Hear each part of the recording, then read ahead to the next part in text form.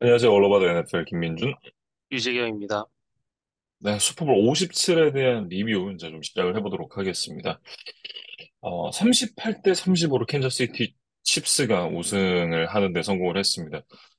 개인적인 감상평을 조금 이제 남겨보자면 저는 슈퍼볼 55를 다시 보는 것 같았어요, 느낌이.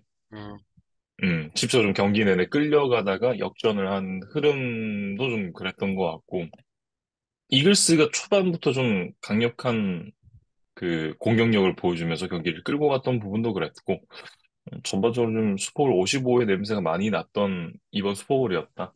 저는 그런 생각을 좀 해봤습니다. 음. 그리고 사실 이제 전문가들이 이제 이글스의 우세를 전체적으로 좀 점치는 분위기가 있었어요. 실제로 플레이오프 과정에서 보여준 더 압도적인 모습들도 있었고, 정규리그에서도 조금은 더 안정적인 모습을 보여줬기 때문에 그런 예상이 나오지 않았나 싶었는데, 칩스가 뭐 그런 이제 어떤 자신들에게 좀 불리하다는 뭐 편견, 예측 이런 것들을 이겨내고 이제 통산 세 번째 우승을 차지를 했습니다. 음, 이게 그 전문가들의 픽이 정규 시즌도 좀 그렇잖아요.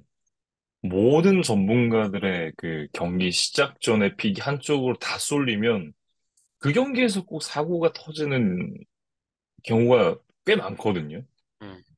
음, 근데 이번 경기도 좀 그랬던 경기였다. 실제로 그 팍스의 그 프리게임 쇼를 하는 그 해설위원이라든지 그 뭐 리포터 이런 사람들이 모두 다 이글스의 우승을 예상을 했었기 때문에 그거 보면서 이거 칩스가 좀 사고 칠각인데 약간 이런 느낌으로 좀 봤었고 그리고 이글스가 좀 쉽게 올라온 건 그냥 뚜껑 열어보니까 결국 이제 이글스를 제외한 NFC의 나머지 다른 팀들이 그냥 약했다. 뭐 이렇게 좀 볼 수 있지 않을까. 네, 그만큼 이제 어떻게 보면 AFC와 NFC의 지금 전반적인 전력 차가 꽤 난다. 이렇게도 좀 볼 수 있을 것 같습니다. 음. AFC에 조금 더 우승 후보들이 많이 포진해 있었던 것 같아요. 그래서 그 치열한 경쟁을 뚫고 올라왔던 칩스가 이제 결국 최종 승자가 됐고, 음, 일단은 이제 경기 이야기에 하기에 앞서서 슈퍼볼의 이제 뭐 광고라든지 타임쇼 이런 거에 대한 이야기들도 간단하게 좀 에피타이저처럼 해보면 좋을 것 같습니다. 음. 광고 얘기 먼저 해보면, 올해는 확실히 그 예전처럼 그러니까 물건을 파는 광고들이나 뭐 기업 그 브랜드 이미지를 제고하기 위한 그런 광고들이 좀 더 많아졌던 것 같아요. 작년에 저희가 이제 그 광고 얘기를 하면서 크립토와 뭐 가상화폐 이런 광고들이 좀 많아졌다라는 얘기를 했던 게 기억이 나는데 다시 이제 예년처럼 좀 돌아갔다. 올해는 좀 그렇게 얘기를 할 수 있을 것 같고 뭐 아무래도 가장 좀 인상적이었던 건그 디아나 플로레스라는 그 플래그볼 뭐 선수가 나와가지고 찍었던 NFL 자체에서 만든 광고였던 것 같아요, 저는.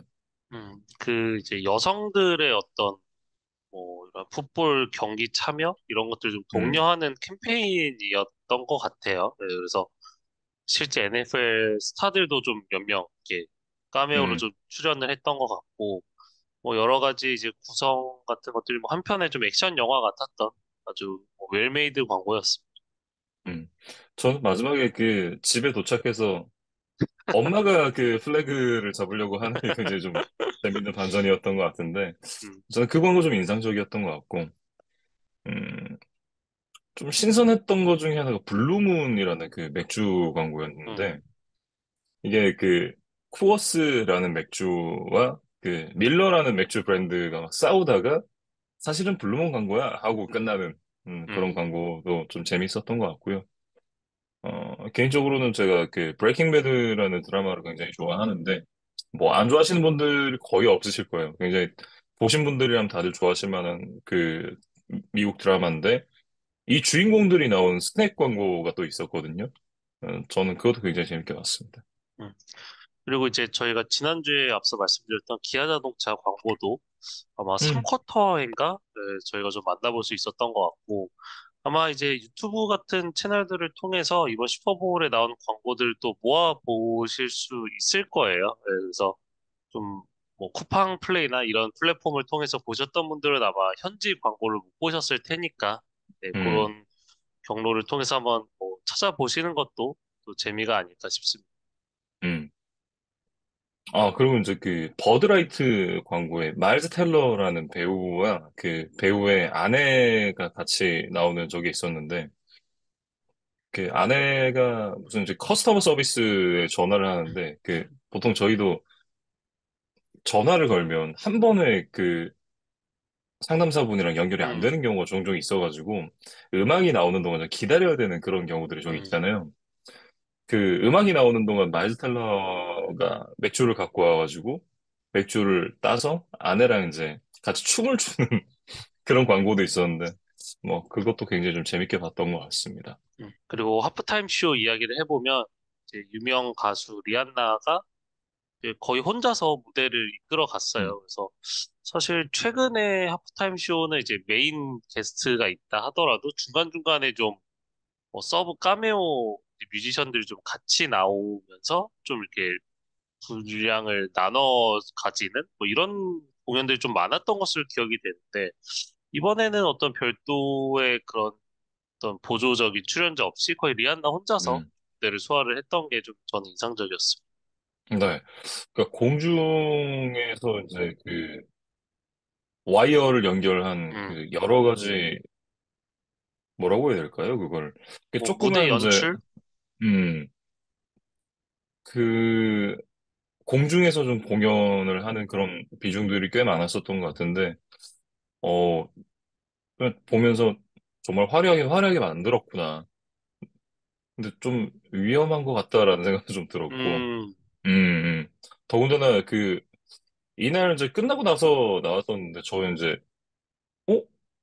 왜 이렇게 외모가 많이 바뀌었지? 라는 생각을 했었거든요. 근데 이제 뭔가 이렇게 실루엣 자체가 임신은 한 것 같은데? 약간 이런 느낌이 있었어서 근데 끝나고 이제 안 그래도 리안나가 임신을 했다라고 이렇게 좀 발표가 나와가지고 어 약간 거의 만삭 같았는데 그 어떤 그 만삭 임산부의 몸으로 그런 공연을 했다는 것 자체가 워낙 좀 대단하다라는 생각도 들고 이런 큰 공연을 만삭 임산부가 했던 케이스가 거의 없었기 때문에 또 그런 이 어떤 일종의 편견이라던가 이런 걸 깨는 그런 공연이었던 것 같기도 하고요.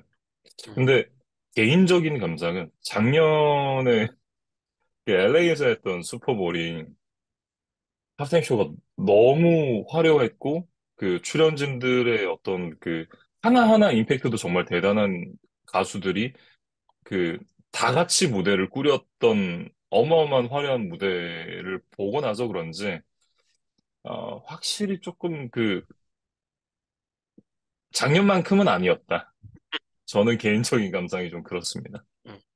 그래서 이 하프타임 쇼 같은 경우는 유튜브 NFL 공식 채널을 통해서 풀 버전을 그대로 이제 무료로 감상을 하실 수 있는 것으로 알고 있어요. 그래서 음, 제가 어제 잠깐 검색해봤을 때 이미 5천만 회를 돌파했던 것으로 이제 기억이 되는데, 뭐 음, 한국 팬분들께서도 좀 편하게 이렇게 접근을 할 수 있는 컨텐츠다 보니까 혹시 놓치신 분이 있거나 한 번 더 좀 보고 싶으신 분들이 있다면 그런 이제 채널들을 좀 활용해 보시면 좋을 것 같습니다. 음. 뭐 어쨌든 그 본 경기 전에 이제 관련된 주변 얘기는 이 정도로 하면 될 것 같고, 본격적인 경기 얘기를 좀 시작을 해보도록 하죠. 어, 일단 심판 얘기를 좀 안 하기가 어려운 것 같습니다. 예. 사실 이제 저희가 프리뷰 때 심판 얘기를 좀 안 하고 싶다. 뭐 이렇게 얘기를 했던 기억이 나는데, 결국 이제 이렇게 또 하게 되네요.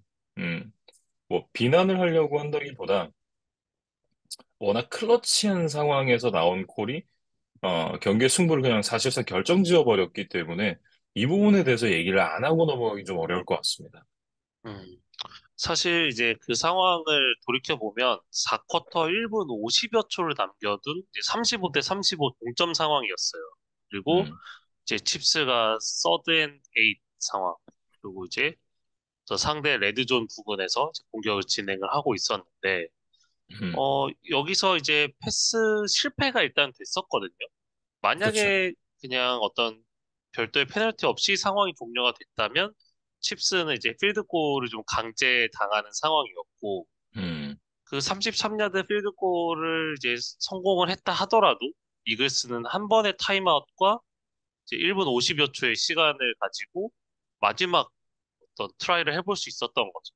거기서 뭐 최소 필드골이라든지 아니면 만약에 터치다운까지 이어질 수 있다면 또 극적인 역전승까지 노려볼 수 있었던 이제 그런 음, 좀 충분한 시간이 남아 있었던 상황이었는데 여기서 이제 제임스 브래드버리의 그 홀딩 페널티, 그러니까 수비자 홀딩 페널티 반칙이 선언이 되면서 칩스가 시간을 태울 수가 있었고 더 가까운 야드에서 경기 종료 직전에 결승 필드골을 만들어내면서 사실상 경기가 거기서 종료가 됐다. 이렇게 봐도 과언은 아닐 음. 것 같습니다.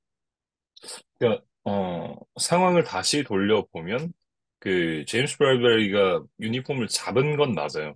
이거는 나중에 본인이 인정을 하기도 한 부분인데, 저도 보면서 이게, 음, 완벽하게 오심이다라고 얘기를 하긴 좀 어렵지만, 그렇다고 이거를, 아주 잘한 콜이다라고 얘기를 하기에도 조금 어려운, 그러니까 어느 정도 좀 회색지대에 있는 플레이였다고 저는 개인적으로 생각을 하는데, 어, 그런 플레이였기 때문에, 여러 사람들이, 뭐 전문가들도 그렇고, 팬들도 그렇고, 이게 소프트콜이다, 뭐 내지는, 뭐 잘못됐다, 아니면 맞다, 이런 얘기들이 계속해서 나왔던 것이 조금 말 그대로 회색지대에 있는 그런 좀 플레이였기 때문이 아닌가라는 개인적으로 좀 생각을 하고, 그래서 이게 뭐 맞다 틀리다라고 얘기를 하긴 좀 어려운 부분이 있었는데, 이게 어떻게 보면 논란이 크게 번지지 않은 거는 제임스 브래드버리가 끝나고 나서 이 인터뷰에서 내가 유니폼을 살짝 잡아당기긴 했다. 라고 이제 얘기를 했던 부분 때문에 이게 크게 막 논란이 되거나 이러진 않았습니다. 어떻게 보면 그냥 어쨌든 우리가 졌고 이 부분에서 우리 깔끔하게 인정하겠다. 라고 이제 했던 건데 저는 이 부분 때문에 오히려 제임스 브래드베리를 굉장히 좀 리스펙을 하게 되는 좀 그런 계기였던 것 같고요. 근데 뭐 그런 결과를 다 떠나서 이게 정말 명경기가 펼쳐지고 있었고 마지막에 이제 승부가 왔다 갔다 할 수 있는 상황에서 심판의 어떤 콜 하나가 그냥 경기의 승부를 결정지어 버린 부분은 어쨌든 좀 아쉽다라고 좀 얘기를 해야 되지 않나. 어, 뭐 저 개인적으로는 그렇습니다. 음. 그러니까 저도 이제 제3자의 입장에서 이제 지켜봤을 때, 이 상황 자체가 좀 아쉬운 거죠. 네. 음, 그러니까 뭔가 이런 판정을 할 수밖에 없었던 상황 자체가 이제 빚어졌고, 거기서 심판진은 어떤 식으로든 이제 판단을 할 수밖에 없었던 상황이다 보니까, 이게 이제 결국엔 반칙 선언이 됐고, 어떤 이글스에게 이제 마지막 기회가 주어지지 않은 채 다소 좀 허무하게 승부가 결정됐던 부분, 이런 부분들 음, 결국엔 좀 팬들에게 다소 아쉬움을 자아내지 않았나, 그런 생각이. 네. 아마 다들 비슷한 마음이신 것 같아요. 이게 뭐 플레이의 논란보다도 이게 이글스나 칩스 팬 당사자분들은 좀 다른 마음이시겠지만 정말 제3자 입장에서 봤을 때는 이게 선수들의 손에서 결정지어진 느낌이 아니기 때문에 그거에 대한 아쉬움이 가장 좀 크지 않았나라는 생각이 들고 어쨌든 칩스가 이번 대회 승리를 가져가면서 정말 많은 징크스를 깨는데 성공을 했습니다. 저희가 지난주에 프리뷰 때도 얘기를 했지만 최근 몇 년 동안 이어지던 코인 토스를 승리해서 디파한 팀들이 패배를 했던 거 그리고 이거는 이제 패트릭 마홈즈에 관련된 얘기인데 시즌 MVP, 패싱 야드 1위 이 기록했던 쿼터백이 우승을 못하는 징크스도 이 경기를 통해서 이제 다 박살이 났습니다. 음, 칩스가 코인 토스를 이겼고, 이제 디퍼를 선택을 했어요, 이번에도. 네, 음, 그러면서 또 이글스가 선취점을 따내는 이제 경기 초반의 내용이 있다 보니까, 그냥 좀 선공을 선택하면 어땠을까라는 이제 생각을 했었는데, 결국 칩스가 음, 이제 경기를 뒤집어냈고, 시즌 MVP로는 이제 99년 커트 워너 이후 그리고 음, 패싱 야드 1위 쿼터백으로는 역대 최초로 마홈스가 슈퍼볼 반지를 차지를 했습니다. 네. 그리고 이제 저는 그 승리의 가장 큰 공헌자는 사실 이제 캔자스시티 칩스의 오펜시브 라인이다. 이렇게 좀 얘기를 하고 싶은데 경기 내내 단 하나의 섹도 허용하지 않았습니다. 그리고 이제 태클 폴 로스 역시도 단 한 번밖에 허용하지 않을 정도로 이날 그 필라델피아 이글스의 프런트 세븐을 만나서 정말 천웅성 같은 모습을 보여줬습니다.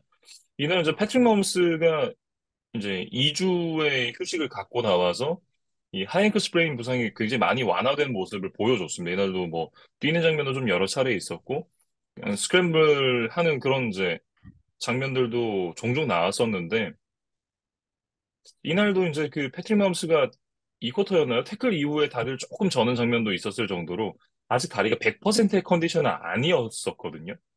예, 그런 부분까지 감안을 한다면 패트릭 마홈스가 이렇게 깔끔한 경기력을 보여줄 수 있었던 데는 오라인의 공헌이 상당했다. 뭐 이렇게 좀 얘기를 할 수 있겠죠. 음, 저희가 프리뷰 때 이제 이글스의 프런트 세븐 전체가 좀 키플레이어다. 이글스가 음, 이기기 위해서는 이들의 활약이 좀 필요하다라는 이야기를 했었는데 말씀해주신 대로 이제 마홈스를 압박하는데 좀 힘들어 했어요. 네, 그러다 음, 보니까 결국 마홈스가 좀 후반에 이제 경기가 풀리는 그런 상황이 나왔고 세컨더리진들도 이제 칩스 리시버들의 어떤 변화무쌍한 움직임에 좀 대처를 못하는 모습이었다고 해야 음, 될까요? 그래서 뭐 패스를 허용하거나 터치다운을 허용할 수도 있는데 그 과정 자체가 너무 좀 손도 쓰지 못하고 완벽하게 오픈 찬스를 내주는 상황들이 너무 좀 자주 나왔던 것 같아요. 네, 그래서 마움스가 오라인의 보호, 그다음에 리시버들의 어떤 좋은 움직임을 잘 활용해서 비교적 손쉽게 점수를 쌓아갈 수 있었던 것이 결국에는 이 역전승에 좀 발판이 되지 않았나 그런 생각이 들었습니다. 음.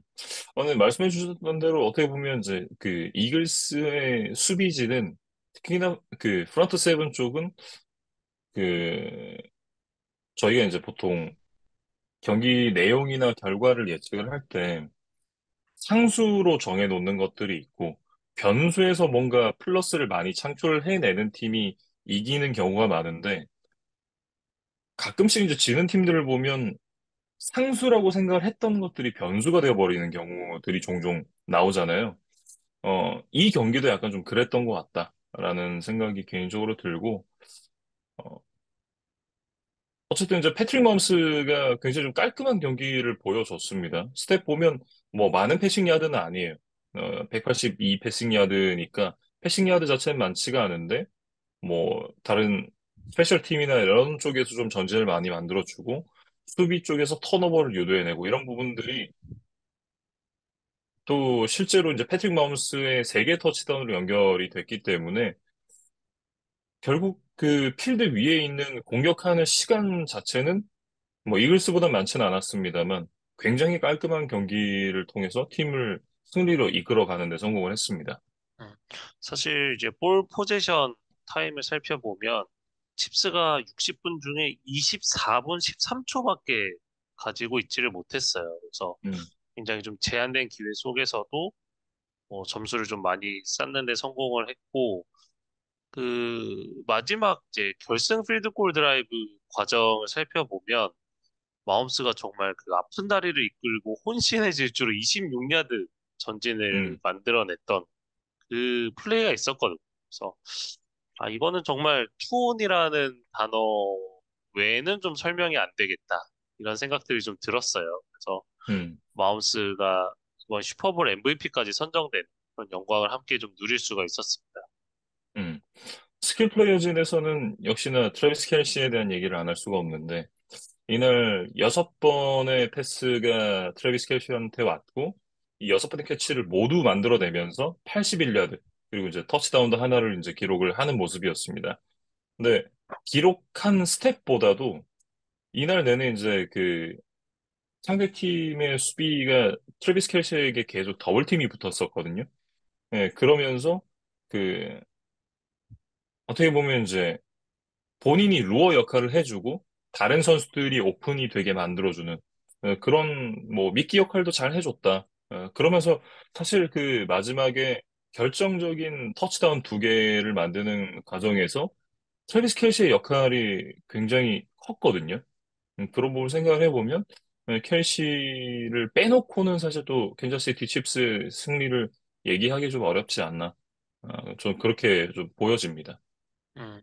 그리고 사실 이제 기대를 많이 했었던 마르케스 발데스 스캔틀링이 뭐 한 번의 패스도 잡아내지 못하면서 음, 이날은 좀 잠잠한 하루였는데 그 대신에 이제 주주 스미스 슈스터가 넘버 투 역할을 해줬고 또 케데리우스 토니가 아주 멋진 펀트 리턴을 보여주면서 음, 이제 4쿼터에 변수를 좀 창출해줬던 거 이런 부분들이 좀 결정적인 역할을 하지 않았나 이런 생각이 들고 그리고 이제 제가 키플레이어로 뽑았었던 이제 러닝백 아이지아 파체코가 어떤 모습을 보일까 이 부분도 좀 이제 유심히 지켜봤는데 15번의 러싱 시도밖에 기회가 주어지지 않았음에도 불구하고 평균 5야드 이상을 전진하면서 한 개의 러싱 터치다운까지 기록을 했거든요. 그래서 음, 양 팀 통틀어 최다 러싱 야드를 만들어냈던 것이 바로 이 아이지아 파체코입니다.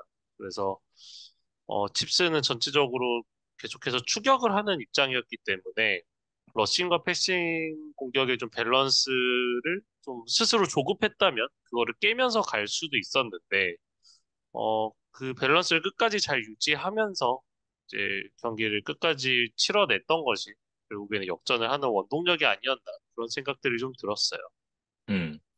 그리고 이제 뭐 말씀해 주셨던 대로 캐드레스 토니가 이날 정말 사쿼터에 미친 펀트 리턴을 만들어내면서 팀의 승리에 굉장히 큰 기여를 했습니다. 이게 처음에는 왼쪽으로 가려다가 왼쪽이 막힐 것 같으니까 오른쪽으로 좀 돌아가는 모습이 있었는데 그때 당시엔 지금 이 수미 선수들은 다 왼쪽으로 쏠려 있는 상황이었고 칩스의 다른 선수들이 오른쪽으로 넘어오려는 그 이글스의 선수들을 막아주는 벽이 되면서 상대 진영 5야드까지 진출을 하는 그런 이제 정말 큼지막한 펀트 리턴을 만들어줬거든요. 그러니까 이게 뭐 공격적 스탯에 쌓이진 않지만 이런 플레이 하나하나가 굉장히 좀 팀의 승리에 큰 기여를 하는 그런 장면이었다라고 얘기를 해야 될 것 같고 저는 가장 인상적인 부분은 사실은 마지막 두 개의 터치다운이었습니다. 이게 그 앤드 리드 감독에 대한 칭찬을 좀 해야 될 것 같은데 이 플레이의 이름이 콘도그라고 하더라고요. 콘도그라고 이제 이름을 붙인 플레이인데 이게 트래비스 켈시한테 이 레드존에서 더블팀이 붙을 거를 알고 처음에는 이제 캐디럴 스토니가 역전 터치다운 만들 때 오른쪽에 이제 라인업을 하고 있다가 모션으로 이제 제스윕을 하러 들어오는 그 딱 플레이의 스냅을 패트릭 마음스가 딱 봤는데 그 캐디럴 스토니가 모션으로 딱 들어온 척 하다가 바로 반대쪽 코너로 다시 빠지면서 와이드 오픈 찬스를 만드는 그런 플레이 콜이었거든요. 결국 이제 이 플레이로 역전 터치다운을 만드는데 성공을 했었던 캔자스시티 칩스인데 이걸 한 번만 사용한 게 아니라 그 다음에 그 캐디러 스토니가 펀트 리턴을 만들어낸 그 드라이버에서 스카이모어가 터치다운을 만드는데 이게 딱 정확하게 반대로 그 데칼코마니를 딱 찍어 놓은 것처럼 왼쪽에서 스카이모어가 또 들어오려고 하다가 다시 반대쪽 코너로 빠져나가는 완전히 리버스된 플레이를 만들어내면서 또 하나의 터치다운을 기록을 했거든요. 저는 이거 보면서 진짜 소름 돋았어요. 음. 그러니까 이글스 입장에서는 좀 똑같은 플레이 당했다는 게 더 좀 두고두고 생각이 날 것 같고 칩스 입장에서는 트래비스 켈시라는 이제 리그 최고의 타이트엔드를 보유한 어떤 그런 강점을 좀 잘 살린 플레이였다. 그러니까 음. 켈시가 일단 눈앞에 있다 보면 당연히 이제 수비는 켈시에게 좀 집중을 할 수밖에 없잖아요. 특히나 레드존에는 그런 더더욱 그렇죠. 네 그런 부분들을 어떻게 보면 한 번 더 꼬아서 이제 앤드리드 감독이 잘 활용을 했고 이것이 좀 마움스에게 편안한 터치다운 기회들을 여러 차례 제공을 했던 것 같습니다. 저는 이 플레이를 준비한 것도 준비한 거지만 이 플레이를 경기 막판 중요한 타이밍까지 쓰지 않고 아껴뒀던 게 진짜 강심장이지 않았나. 왜냐면 사실 이날 그 수비에서 닉 볼튼의 펌블 리턴 터치다운이 나오지 않았더라면 경기가 굉장히 좀 어렵게 갈 수도 있는, 사실은 게임이 좀 터질 수도 있는 그런 상황들이 있었는데, 그럼에도 이 플레이를 꾹꾹 아껴놨다가 마지막에 연달아 사용을 하면서 결국 이제 경기를 승리로 가져간 부분. 이런 부분이 앤디 리드 감독이 어 패트릭 마홈스와 함께 이제 처음 우승을 만들어 냈을 때 그때까지만 하더라도 좀 플레이오프에서는 약한 사람, 뭐 정규 시즌 전용, 그러니까 플레이오프 오면 새가슴, 약간 이런 이미지가 있었었잖아요. 근데 그런 이미지가 한 번의 우승으로 물론 이제 어느 정도 희석이 되긴 했습니다만 그런 부분을 싹 씻어낼 수 있는 굉장히 멋진 플레이지 않았나. 저는 그런 생각도 좀 들었습니다. 음. 그리고 이제 이글스 이야기로 넘어가 보면 사실 칩스가 좀 패스에 올인하지 않을까 싶었는데 파체코에게 좀 좋은 러싱 기회들 많이 주면서 밸런스를 잘 맞췄다 이런 이야기를 했었는데 음, 이글스도 사실은 좀 예상과는 다른 패턴으로 나왔어요. 그러니까 이글스도 러싱 공격에 좀 많은 의존을 하지 않겠느냐는 예상과 달리 결과적으로 살펴보면 제일러너츠의 패싱 시도가 더 많았거든요.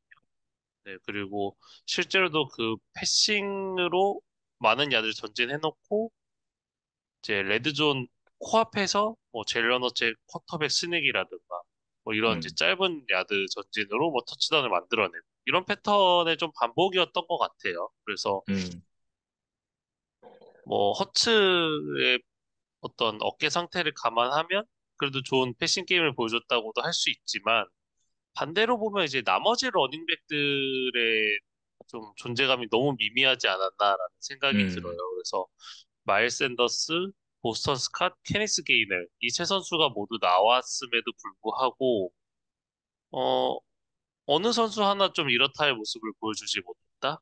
뭐 이런 부분들이 결국엔 좀 아쉬웠습니다. 이게 왜냐면 결국 이제 이글스가 역전을 당한 그 3쿼터 막판부터 4쿼터 초반 그 언저리의 공격들을 좀 살펴보면 음, 3쿼터 막판에 이제 필드골로 마무리가 된 드라이브나 그 다음 공격에서 이글스가 이제 3앤아웃으로 물러나는 드라이브가 있었거든요. 이 부분의 어떤 공격 결과들을 좀 살펴보면 계속해서 젤러너츠의 패스에만 의존을 하다가 이제 연달아 실패를 하거나 야들을 오히려 물러나면서 결국에는 공격권을 내주는 모습들이 나왔어요. 그래서 평소처럼 어떤 라인에서 확실한 우위를 가지고 러싱 공격을 좀 손쉽게 사용할 수 있는 상태의 이글스였다면 이 부분을 조금 더 현명하게 풀어갈 수 있지 않았을까 이런 생각이 들었는데 이 앞선 상황까지 허츠를 제외한 나머지 러닝백들의 존재감이 미미하다 보니까 결국에는 좀 패싱에 의존할 수밖에 없지 않았나 그런 선택들이 음. 좀 강요됐던 것은 아닌가 이런 생각들이 좀 들었습니다. 네.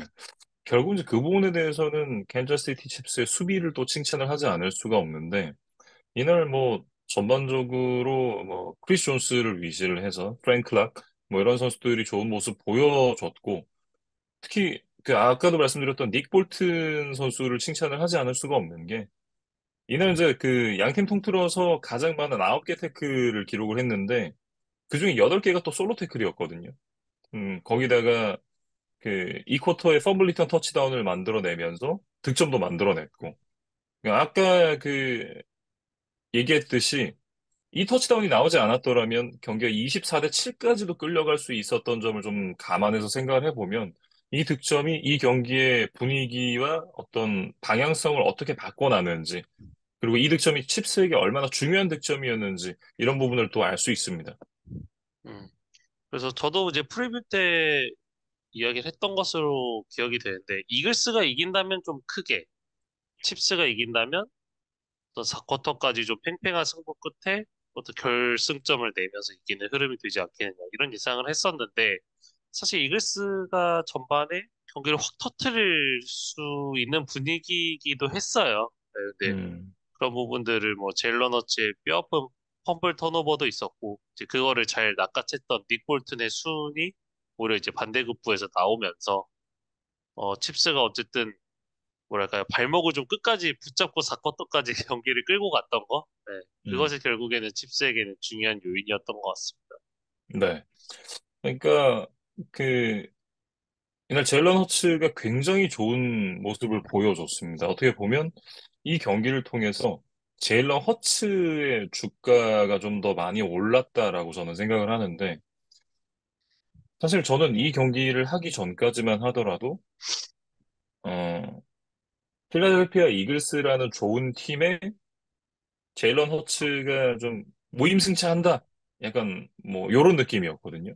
그러니까 뭐 아예 무임승차라고 얘기를 하긴 좀 어렵겠지만 사실은 올 시즌에 필라델피아 이글스가 대단한 성공을 거둔 것에는 저는 사실은 상당 지분이 트렌치에 있다라고 생각을 하는데 근데 그런 생각이 허츠의 공헌도도 상당한 부분이었구나라는 그런 어떤 생각을 바꿔준 그런 이번 경기의 내용이었거든요.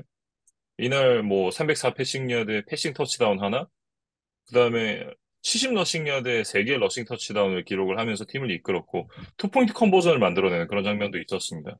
그러니까 치명적인 펌블 하나가 결국 이제 패배로 이어지는 그런 이제 빌미가 됐던 부분, 이런 부분이 물론 이제 아쉬운 부분으로 남고 경기 패배 책임에서 좀 자유로울 수는 없지만 본인의 가치를 가장 잘 보여줬던 경기는 올 시즌에 그 어떤 경기들보다도 이번 슈퍼볼 경기가 가장 큰 임팩트가 있지 않았나. 그런 생각을 전 개인적으로 좀 갖고 있습니다. 음. 그리고 특히 그 QB 스닉은 정말 사기더라고요. 거의 100% 그렇죠. 성공률을 보장하는. 사실 허츠가 뭐캠 뉴튼처럼 뭐 이렇게 피지컬이 아주 탄탄하거나 이런 느낌은 좀 아니잖아요. 그래서 음, 좋은 발을 가지고 있는 쿼터백이긴 하지만 그런 QB 스닉에서도 이런 지속적인 안정감을 보일 수 있을까? 이런 생각을 했었는데 적어도 이날만큼은 아주 짧은 야드 상황에서 몸을 던져가면서 슈퍼볼 우승에 도전하는 그런 모습들이 굉장히 보기 좋았습니다. 음. 그리고 이제 이글스에서 좀 아쉬웠던 부분은 전 두 가지인 것 같습니다. 아까도 잠깐 얘기를 했습니다만, 어, 유승현 PD가 얘기를 해줬던 대로 본인들의 장점이 러싱을 잘 못 살렸던 부분, 그리고 또 하나는 본인들의 강점인 트렌치에서 우위를 보여주지 못했던 부분. 이 두 부분이 가장 큰 패배 요인이 아닌가라고 생각하는데, 어떻게 보면, 공격 쪽에서 러싱을 잘 못 살렸던 부분. 이 부분은 이제 뭐 시간 태우기 이런 부분들과도 관련이 되어 있으니까, 뭐 아쉽지 않은 건 아니지만, 전반적으로 돌이켜봤을 때 공격에서의 화력이 부족했던 건 전혀 아니었거든요. 그러니까 오히려 그 부분은 어느 정도 괜찮았다라고 느껴지는 반면에 D라인 쪽에서 색을 하나도 만들어져 내지 못하고 그 칩스의 오펜스를 전혀 괴롭혀주지 못했던 부분. 세컨더리 쪽에서도 계속해서 이 칩스의 스킬 플레이어진들에게 끌려다녔던 부분. 이런 부분들이 가장 좀 뼈아픈 부분이 아닌가. 그렇게 좀 느껴지고요. 음, 그래서 뭐 여러 가지 원인이 있었을 수 있겠지만 이날 경기장 잔디 음, 상태가 사실 좀 많은 이슈가 됐었어요. 그래서 어떻게 보면 뭐 공격도 마찬가지지만 수비 선수들도 쿼터백을 잡기 위해서는 순간적인 방향 전환이나 뭐 급 가속, 급 브레이크 이런 것들이 이제 분명히 많이 필요하단 말이에요. 근데 이제 잔디가 좀 너무 미끄러웠기 때문에 이런 것들이 이글스에게 조금 더 불리하게 작용한 것은 아니었나 그런 생각들도 좀 들었습니다. 음. 이 경기 끝나고 나서 하산 레딕 선수가 이 부분에 대해서 좀 얘기를 한 게 있어서 갖고 와봤는데, 애리조나 이 스테이트 팜 스타디움의 경기장 상태가 굉장히 좀 심각했다. 자기가 뛰어본 경기장 중에는 최악의 필드였다. 뭐 이런 얘기를 하더라고요.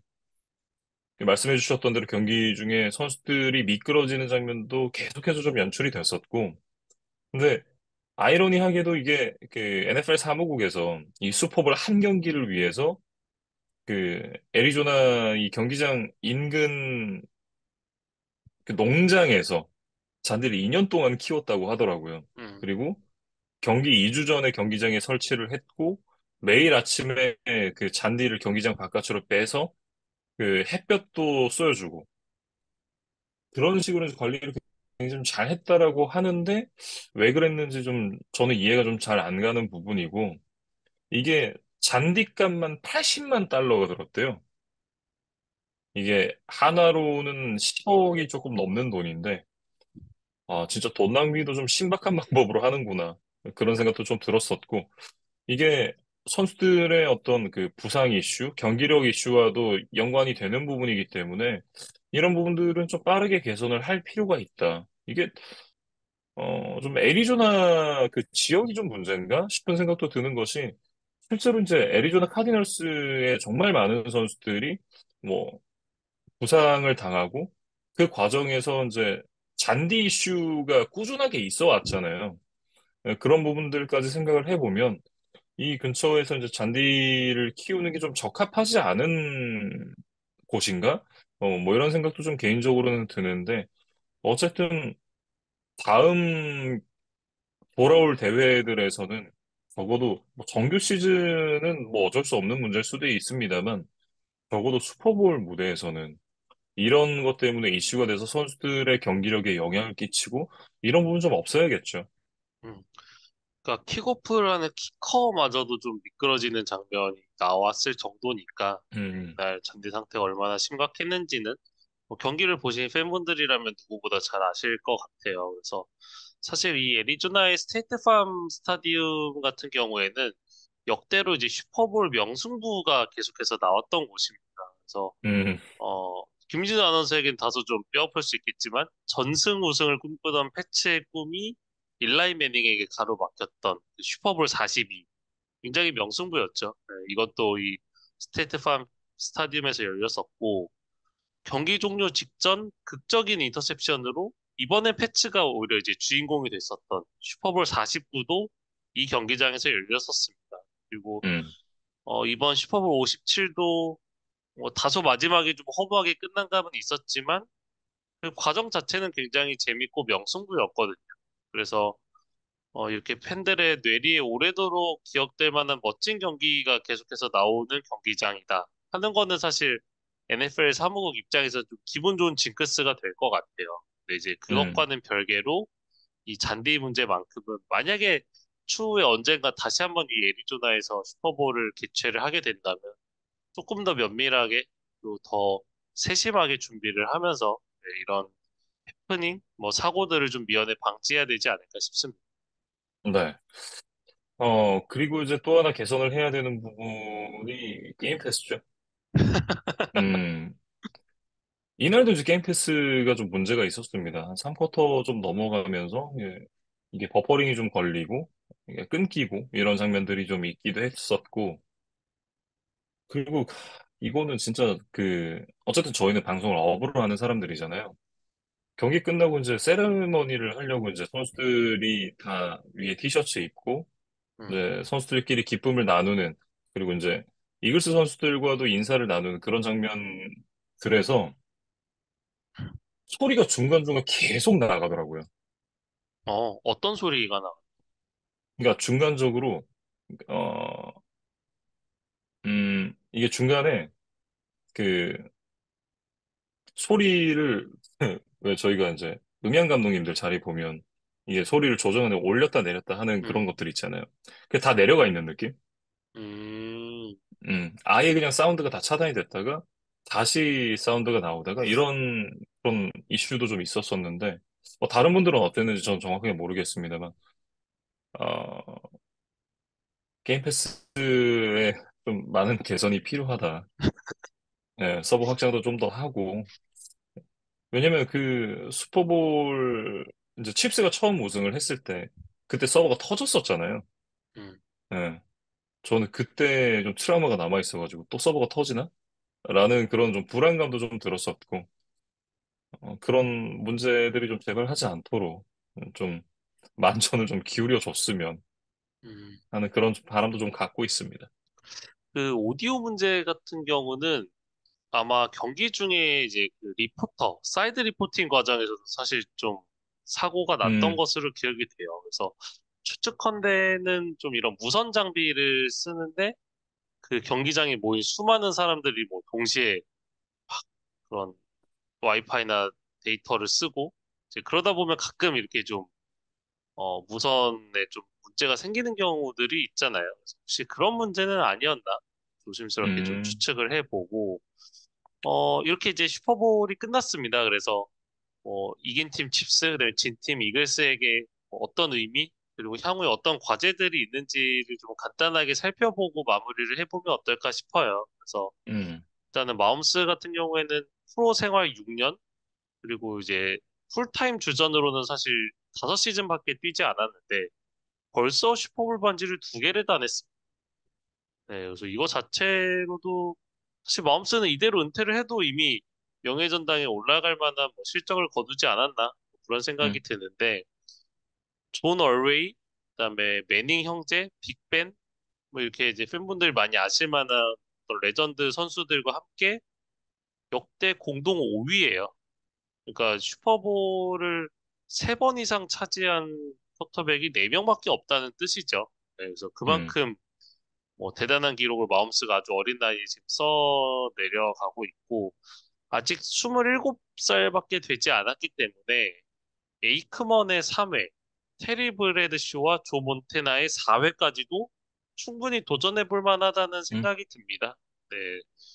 그리고 이제 혹여나 이 불가능의 영역이라고 여겨지는 브래디의 7회 우승에도 혹시 마움스라면이라는 생각을 그래도 1%라도 팬분들이 좀 가지고 음. 계시잖아요. 그래서 저는 그런 생각이 들게 하는 것 자체가 지금 마움스에게는 충분히 마움스의 위대함을 설명할 수 있는 근거가 된다. 저는 이제 그 정도로 좀 칩스의 이야기는 마무리를 하고 싶습니다.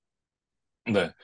그리고 이제 그 슈퍼볼 전에 그 팍스에서 그 경기를 하기 전에 보면 에린 앤드류스 리포터가 음, 그 팀의 주요 선수들과 인터뷰를 하고 이런 부분들을 이제 내보내는 그런 프로그램이 있거든요.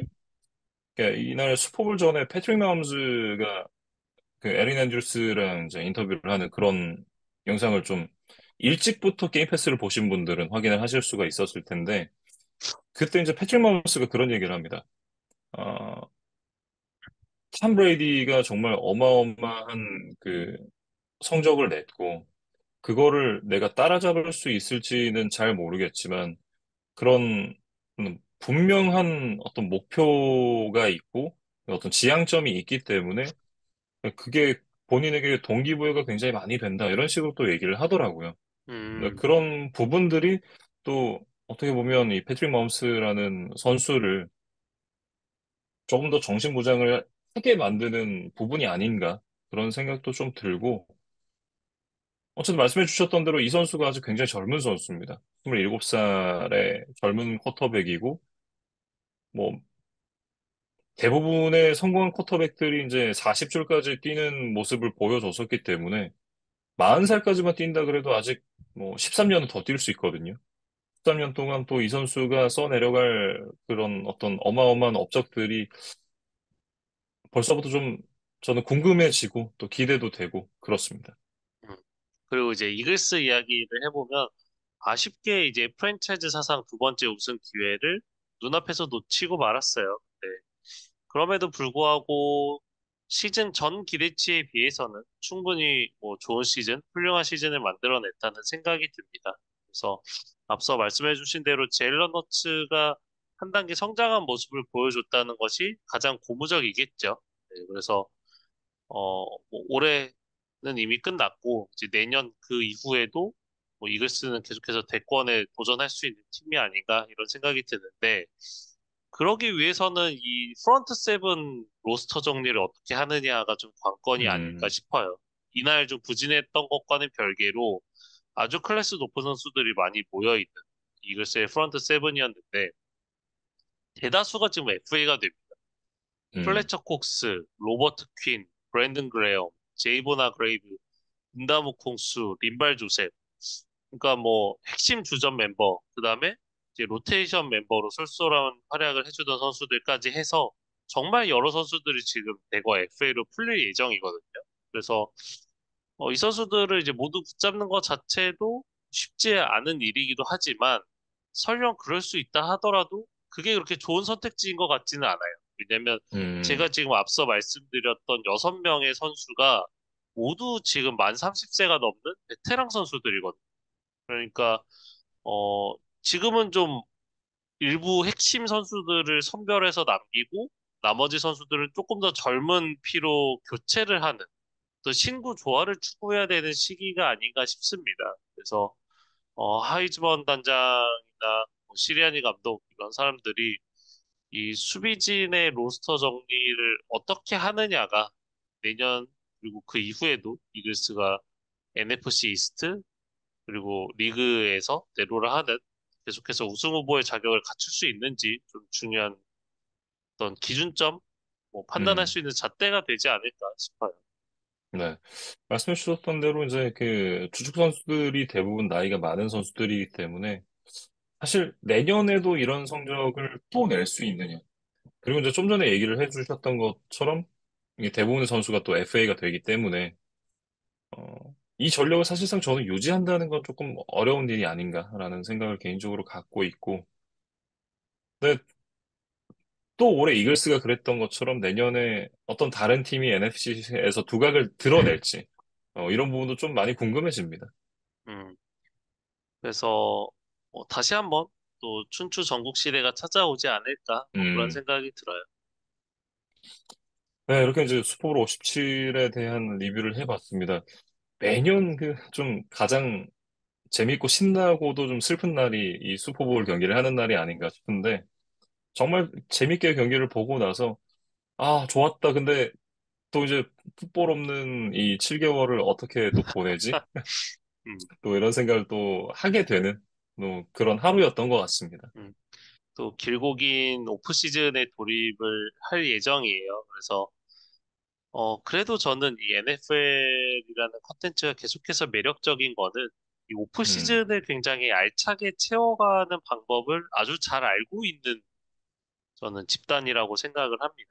그래서 음, 당장 FA 트레이드 시장 열릴 거고, 그다음에 4월에도 드래프트를 크게 하죠. 그리고 이제 음, 5월에 스케줄 발표하고, 6, 7월 이렇게 팀 훈련 캠프들에서 나오는 소식들, 이제 거기서 또 누구는 또 계약을 하네 안 하네, 뭐 누가 또 다쳐서 뭐 트레이드를 해야 되네 안 해야 되네 음, 그런 이야기. 그래서 이번엔 누가 세고 파워 랭킹도 매겨보고 그런 거 한두 달 하다 보면 또 프리시즌이 찾아옵니다. 네, 그래서 그렇죠.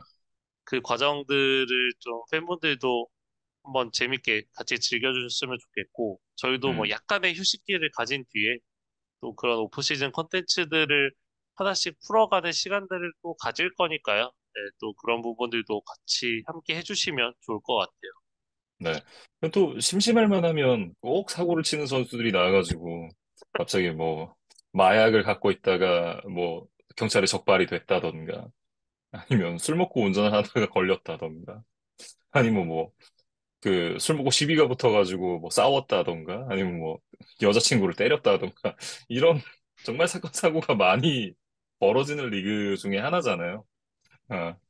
아, 그런 부분들도 이제 저희가 심심할 만하면 또 하나씩 터지는 곳이기 때문에 또 어떤 사건 사고들이 일어날지도 한번 지켜보면 재밌을 것 같습니다. 사실은 이런 부분들은 안 일어나는 게 가장 좋은데, 그죠? 음, 뭐 너무 비도덕적이고 비윤리적인 사건은 없었으면 좋겠어요. 사실 음, 최근에 여러 일들이 있었죠. 뭐 헨리 럭스의 어떤 사고라든가, 음, 그다음에 뭐 존 그루덴 감독의 어떤 그런 좀 일탈 행위들, 예, 그런 음, 부분들이 좀 팬들의 실망감을 많이 안겼던 그런 사건들이 꽤 있었는데, 그런 일들이 아예 없을 순 없겠지만, 그래도 팬들의 어떤 실망감을 너무 불러일으키, 좀 좌절감을 주는 그런 행동들은 좀 없었으면 좋겠어요. 그래서 이 NFL 선수들이라는 것이 이 미국 사회에서는 다들 영웅이잖아요.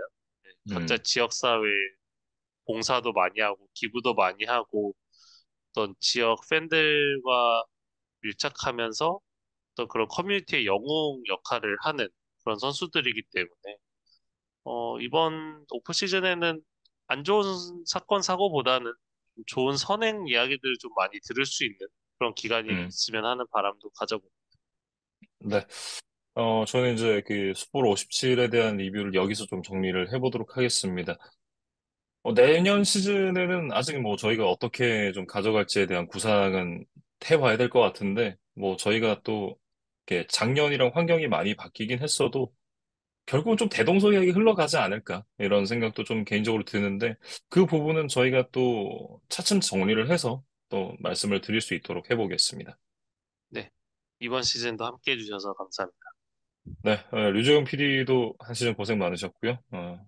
저희 컨텐츠를 함께 해주신 뺨 여러분들도 이제 고생 많으셨습니다. 저는 휴식기를 좀 가진 이후에 다시 돌아오도록 하겠습니다.